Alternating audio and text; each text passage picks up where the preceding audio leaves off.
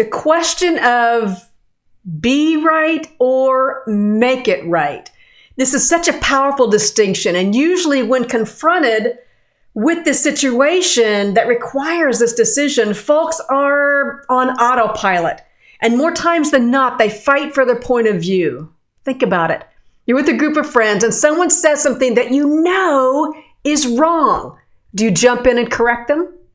I remember a story about a family having their elderly pastor over for dinner, and the little girl at the table heard the pastor talking about scripture, and she had just learned this in Sunday school, and she knew that the pastor was not telling the story right. She just couldn't believe what she was hearing. She looked at her dad, and he met her eyes and just calmly smiled, indicating for her to remain quiet. Now, this happened a couple of times during dinner, and her dad responded in the same manner. After dinner, she asked her father why he didn't correct the pastor.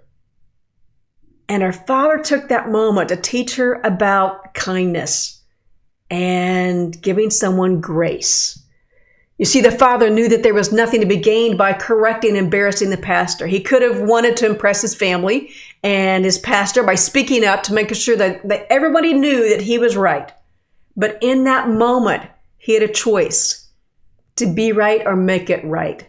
So how does this relate to business?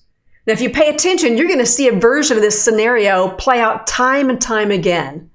Leaders are faced with this choice daily, the choice to be right or to make it right.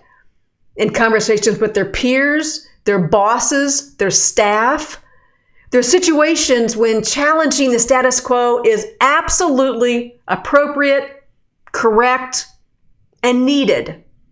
There are also times when making the decision to show grace is a much more powerful decision. So next time you have an opportunity to correct someone or to challenge the status quo, will you decide to be right or make it right?